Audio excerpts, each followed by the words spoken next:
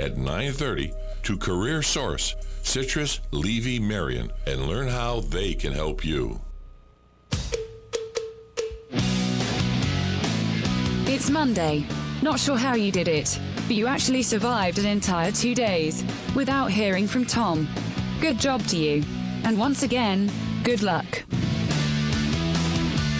I don't know what that means by good luck. I don't. You've not heard from me in 2 days, so it should be a joyous occasion. No, if you're able to hear me back on the radio. They have to reacclimate themselves to you again. It's only been 2 days, Joe. They have to acclimate. Yeah. You reacclimate to me every day, don't you? Yeah. Hey, so Joe, earlier today, yes. I know this is right in your wheelhouse. What? Tell me. Frugality. People that are frugal. Cheap? Well, I was going to say you were frugal, but okay. I'm frugal. I'm not cheap. I save rocks. Frugal rocks. No, sorry. That's Fraggle Rock. I know what it was. I was just trying to. So you heard about. I know they say I'm not funny. You heard the lady who saved all year to save one deodorant container. Oh, $5. Well, I know about the man with the toilet paper, though. I have a friend of mine, John Castle. Well, I won't say his last name. You almost did it, yeah. Almost did. But John, who's to this day, he's in his 50s. Yeah. And he takes 2-ply toilet paper and makes it 2 rolls because that's what his mom did. Why doesn't he just buy single ply? Because he says it's cheaper buying the double ply and making 2 rolls. Oh, hey. I bet you he has a piece of wood with 2 dowels in it. Oh, no, 1 dowel. He puts the toilet paper on, and the other one, he has it with a tube that he saved, and he has it hooked up to an electric drill and goes bzzz. That's exactly what he does. he has a little battery-powered drill, and he's got a little thing that fits into the toilet paper roll, and it spins it, and that's exactly how he does it. But he has to have something on the other side, too. Well, he's got a dowel that's holding the other one on the other side. Yeah, but he's taking half off, right? Uh-huh. Yeah. Where's the other half going? Under the ground? Yes, and then he starts the whole process over again. I hope he's doing it while he's watching TV or something. I don't know where he does. Or listening to the radio. In college, he did it while he was under the influence of Mary Jane. Oh, really? That's what he would do it then. He'd get all buzzed up, and then he'd do it. The only way he could handle it. And I never understood why I did it. I was like, dude, I can just bring toilet paper from the football dorm. We got plenty. Yeah. You know? Yeah. I guess my mom was, she was one that was a stickler for turning the lights off when you weren't in rooms. Yeah, that's what I do. And stuff like that's that. Me. But she wasn't, cut that toothpaste open, scrape the toothpaste out. Now they do I do with toothpaste. I roll it. Oh yeah, I got the little. Yeah, I didn't get that. It looks like a turnkey for a clock. Yeah, but it gets it out good. Oh yeah, definitely. Because I'm one of my pet peeves. We've talked about this before. One of my pet peeves is somebody squeezes the toothpaste in the middle of the middle of the tube. It drives me crazy. Well, you just so I have one of those keys. So yes. Not gonna deal with it. Yeah, they have a little thing now that the whole tube fits in, and you just start. But you don't have any cheap tendencies like over the top like the toilet paper. No. I'm respectful. I'll put it that way. I'm respectful for things that I use. I don't just. Well, you're like Susan. Susan just said you do the same thing, and I know this because I've seen some of your tools. When Susan and I first started dating, we needed a tool set because we didn't. Oh have one. Yes. And I go, we can go to Dollar General and buy a tool set for $10. She was like, yeah. And then the first time you put any serious weight or torque on it, you snap the wrench or you snap it, and now you got nothing. Why would you do that? Go buy a quality set of tools that'll last for 20 years, and you'll save more money. Well, have you ever gotten? And I know you do that. You buy quality tools. When I was young, I didn't. When I was young kid, I'd pick up a screwdriver there, and you put it. And back then, it wasn't all Phillips. They had the single slot. You put it in you, and you take the screwdriver out. And it's got an S because it twisted the screwdriver, not the screw. Right. Yeah. So but that's back then. But you only have good tools now. Yeah, it's all good tools, all good stuff, and my gigantic toolbox is the big one. And I know that you operate under. You have to have the right tools for the right job. For the right job. Yeah. And if I don't have it, I buy it. Well, that's like me because I have no mechanical. Unless it's big, then I rent it. I have no mechanical inclination whatsoever. My dad was auto. You're mechanically challenged? Oh, not mechanically challenged. I'm a mechanical moron. So you're the one that has trouble driving a nail in a bread of butter, a pound of butter. 100%. Oh my goodness. 100%. Well, I would hurt myself nailing 2 blocks of wood together. and I got it from my dad. I can. Well, my dad wouldn't teach me because he didn't want me to be a knuckle buster all his life, so I wasn't allowed to do any of that kind of stuff. Well, now, don't get me wrong. When I was in college, I worked on framing crews, so I know how to stand up walls, stuff with hammer and nails. Now, I was kidding about the hammer and nails, but anything mechanical like with wrenches or working on my car, working on the washing machine at home, the only thing I know is, hey, Google. Well, I'll tell you what, you laugh, but YouTube how-to videos. They're great. Oh, I am telling you. Now, I've gotten, my washer was acting up, and I go, I went in there. Turn this, press this, turn this 3 times, press it 4 times, blah, blah. It was the computer. And it fixed it. And it fixed it. I'm going, all right. Otherwise, you have to call the guy for $175. So I've taken dryers apart, put them back together, put the belts. Well, I use YouTube. Now, don't get me wrong. I use YouTube tutorials. Oh, yeah. I know more things about, you've been in the radio business a lot longer than I have. Yeah.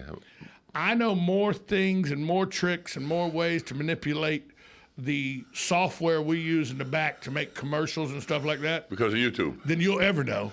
Probably. Because of what I've had to learn editing podcasts and all through YouTube.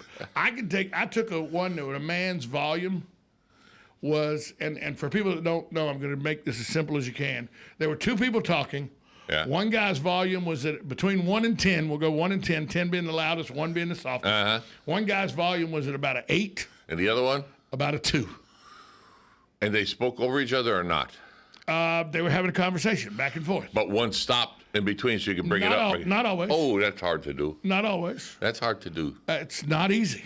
No, but you can do it. But they're tricks of the trade that I learned watching YouTube that show you how to do it. It's not the easiest process. Not with the way, but I'll tell you what, if they stop for a tenth of a second, you can do it, no problem. No problem. Boom, boom, boom. But if they talk over, then you got to separate the waves and everything. Exactly. Oh, yeah. Exactly. Oh, I'm sorry, I didn't know anything about that. Exactly. Now, on the other moment, we will keep it. But YouTube is the way. YouTube is a tutorial for almost anything. Everything with a grain of salt, though. Yeah, everything. Be careful. Because you don't know how good the person is that's doing a YouTube video. What I use is I look to see how many views they have, and then I look to see the comments that people make about whether it's good or not. Or go through 1 or 2 of them and say, usually it's more than one YouTube. If they agree, that's probably the best way to do it. But there's usually more than one that does the same thing. Yeah. So you check them all out. Oh, yeah. There was one, when I had my motorcycle, and I didn't let it run for a while, clogged up. I said, I can clean this. And then the guy says, and now this is a professional. Right. From a professional garage. He gets this long screwdriver, and you screw it, and as soon as he said, and it only has taken me 2.5 hours, I'm going, so that's 6 hours for me. I brought it down negative. It was worth the money to have the professional work. Hey, I got to talk about this real quick. I know you got something else to talk about. Sure. There's an Ocala police delivery man. He struck and killed a bicyclist in August. Wow. On Northeast 25th Avenue in the 2900 block. In 2020. Yeah. I remember this wreck. It happened 9:30 at night. East Silver Springs Boulevard? No, the 2900 block of 25th. So it's down across Bonnie Heath, across 24th, in between 24th Ave and 35th. Right near Pearl Britton Plaza, all that area back in there. Really near where I live. Okay. Back in the area where I live. A bicyclist was killed by a 5-star pizza delivery driver. Well, you didn't have to mention the company, but yeah. Okay. The driver did get a ticket for an improper tag. His tag was out of date. But Really? He paid that, and subsequently that case is closed. But troopers, Florida Highway Patrol, have decided that they will not charge him in the crash, that it was a complete accident. Toxicology reports came back. He was drug and alcohol free. Oh, that's good. The witnesses that also witnessed the accident said he was not speeding at the time of the accident. In their estimation, they estimate he was going somewhere around 38 miles an hour in a 40-mile-an-hour zone.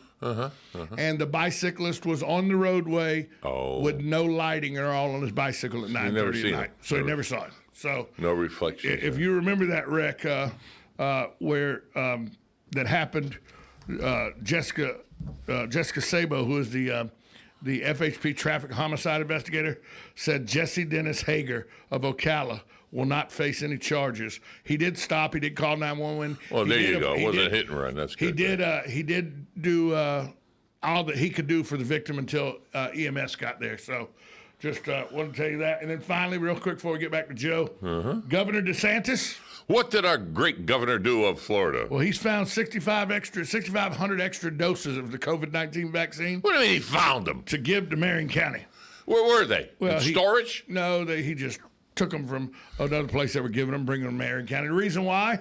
He says while over 50% of the state's seniors over the age of 65 have been vaccinated, that number is not over 50% in Marion County, so he's giving more vaccinations to Marion County to get that number up to the state average. But the reason he cited for that is proportionally there are more seniors in Marion County. Oh, sugar pops. Yeah. But they 6,500 extra doses to try to help get the seniors fully vaccinated. And you've already had your first one, going back for your second one? On the 20th. Yeah. So, yeah, VA clinic. All right, you had something else besides frugality. What'd you have? Well, earlier on here, you were talking with Susan about Brick City. Yeah.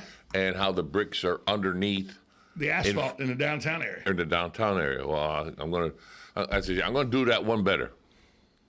As you know, I grew up in New Haven, Connecticut. Yes. Established in 1638. Certainly. All right. And as a young man, the Puritans of Massachusetts went that way. There you go. As a young man, the streets were safe to walk. I'll put it plain and simple. Yeah, as were Jacksonville when I was a young man. Yeah, they're not now. A lot of them are not now. Right. No. Certain areas, I talked to my cousins. They said, "Well, yeah, you can go to here, but don't walk over there. Drive through with your windows up and locked, but you don't stop. Yeah, you don't walk." But when I was a young man, you could walk all over the place and not too bad. Well, there's one area, and I cannot find a picture of it, but you have a big silver teapot hanging from the building because of like a coffee shop inside, right. Way back from the 40s, 30s, whatever it was. But in front of that, on the street, like you said, paved pavement, but it got worn away, and you see the cobblestones. Oh, yeah. Cobblestones are under there. Yeah. So I always say to myself, nowadays people are talking historically. Why don't they rip up the asphalt, clean it up, and close that street to traffic, and make another street around or something? And it's historical, because Have you ever been to Savannah, Georgia? The outskirts. I haven't driven through it. You go into downtown Savannah, because Savannah was established in 1732. I think 100 years later. Okay. I think that's when Savannah was. General Oglethorpe came from England, and it was the last colony that was established of the 13 colonies. Okay. Connecticut had been established long before that. Yeah. But Savannah, because of the time, even though 1732 was 100 years after New Haven, the time was they still made roads out of whatever they could find around the area. Yeah. Rocks and stones and what. And so River Street, which is right down in the Savannah River. Duh. That's where the bluffs were that Oglethorpe come up the river from the Atlantic Ocean. You come up the bluffs right there. Yeah. Before there was hotels and all built there. That's why it's so high. And they made cobblestone roads and everything. They still have them there? 100%. So they took everything, like I was saying. No, there was never asphalt poured on them. Oh, really? Never. Yeah. It's always been cobblestone. And when if your car's suspension's a little suspect, it will. Don't drive on that road. Don't drive on that road. There you go. If you're intoxicated and you try to navigate that road, don't drive on that road. You know how many broke ankles and sprained ankles and injuries I've seen on St. Patrick's Day when the drunks are walking down River Street and the cobblestones they don't match? No. Flat. You got to have flats. It was flat, yeah. But in Jacksonville, downtown Jacksonville, in the Jacksonville area, the east side of Jacksonville, the Tallulah Main Street area and all that, still have on Pearl Street, some of the side roads, 7th, 8th, 9th, Laura Avenue in downtown Jacksonville still are to this day brick roads. Then when you go down it, as you're driving down. Oh, that's cool though. Oh yeah, that's cool. Now I have been through Savannah, but I was coming all over Savannah too. I was coming from north going south, got off of 95 because of a big traffic accident or whatever. And the only way to get around was I had to come in the back way of Savannah, get what they call 16, which cuts across 95 and keeps going down to 301, and I came into town. It's way out there. But you're telling me, Joe? No, I'm telling the listeners. I know you know that. Yeah. That's why you're shaking your head. Yeah, 301 from 95 down 16 is about 40 miles. Yeah, approximately. Yeah. So anyway, I came around, and as I came around, you come around, then you get over the big bridge, and you go into the Savannah, and you take a right, because that's where 16 starts or ends, whichever way you want to look at it. But I hadn't realized how big of a seaport it was. Oh, it's huge. Yes. I had not realized how big it is with all this. But I wished I had time. The largest port on the eastern seaboard for now you're talking commercial or military or both? No, not military. I didn't even touch the military. The largest commercial port is New York City. Okay. It's the largest port. Second largest port, Jacksonville, Florida.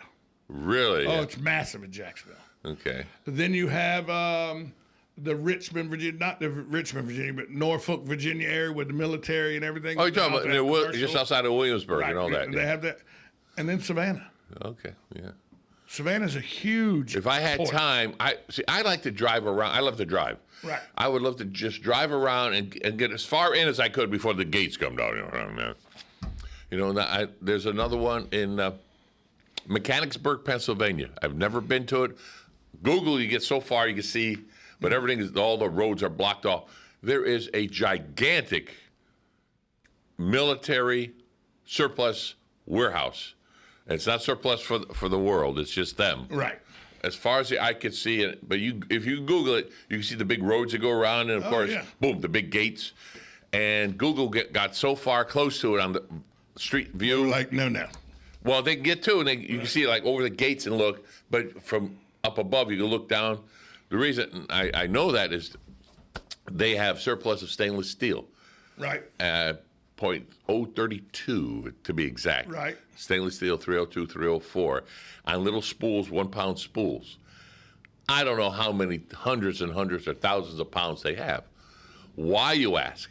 Those are the little wires that go in front of the bombs when they load the bombs on, so the bombs don't go off. Then you just snip them, and they're they're live. Ready to go, right. But it's like a grenade, you Right. It's like the pin for the grenade. Right, except these are wires. They don't want to fall out. That's like I used to laugh when I was a kid of 10, 11, 12 years old. The Department of Defense, Sam Nunn, the senator from Georgia, and the Department of Defense announced that they were moving nuclear submarines to Kings Bay, Georgia. And Kings Bay, Georgia is just across the state line. I mean, it's exit 2 in Georgia on 95. Oh, from and Florida. We thought, yeah. Okay. Why would they put the submarines in a swamp? Yeah, right. Because that's what Kings Bay was at the time.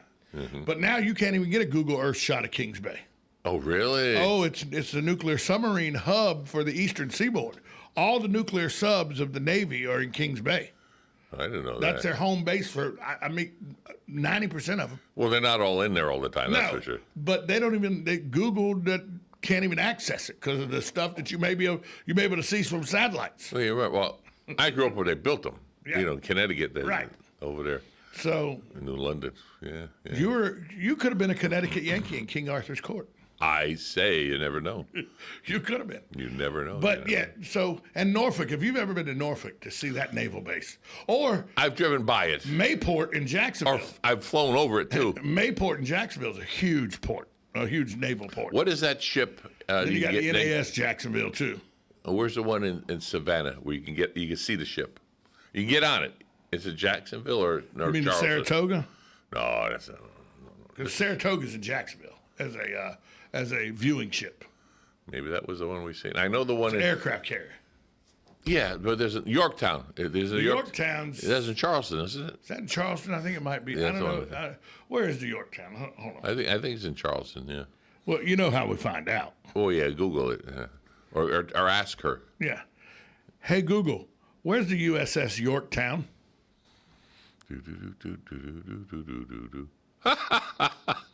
It is in Mount Pleasant, South Carolina.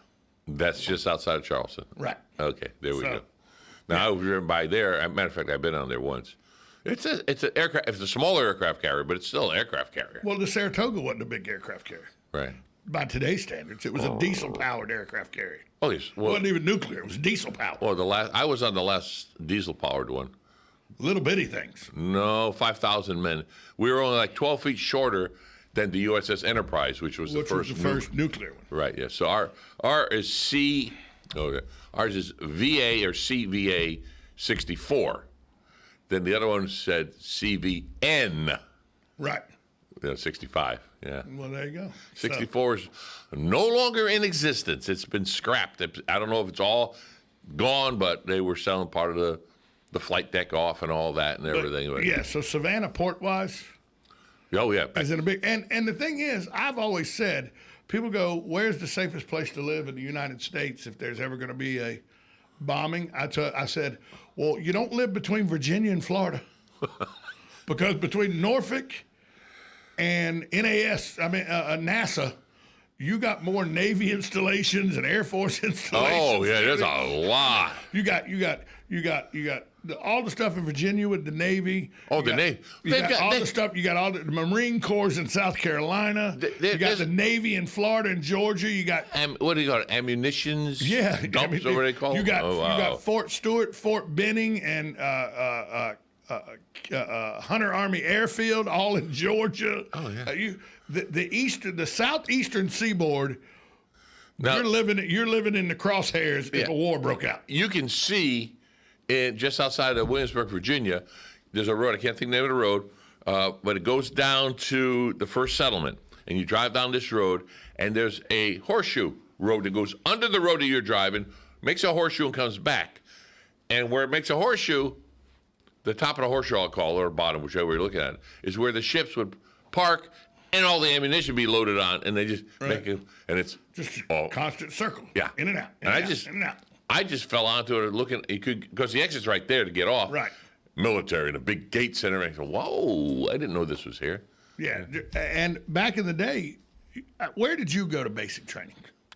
Great Lakes, Illinois. So you went to Great Lakes, Illinois, because there used to be a basic training in Orlando, Florida. Yes, there was. For the Navy. Yes. I never understood that. I was like, well, Orlando's not got any ocean anywhere on it. Wait a minute. Well, they had San Diego. Diego. At least Great Lakes, Illinois, you had the Great Lakes. Oh, yeah. It'd be great. Yeah.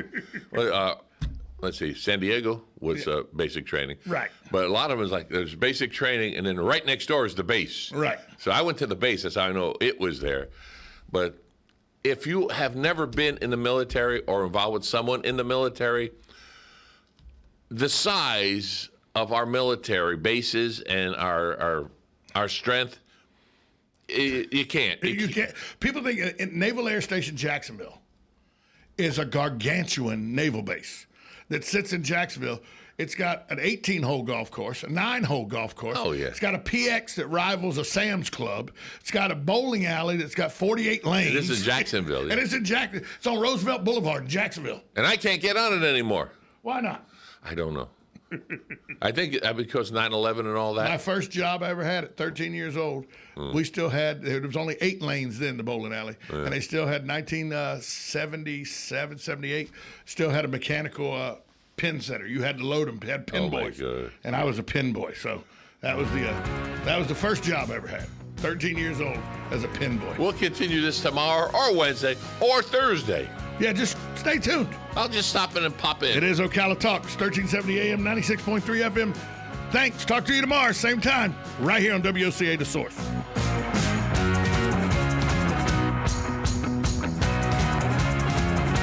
Broadcasting from the Paddock Mall Studios, this is WOCA, Ocala, Gainesville, The Villages, 1370 AM, 96.3 FM, The Source.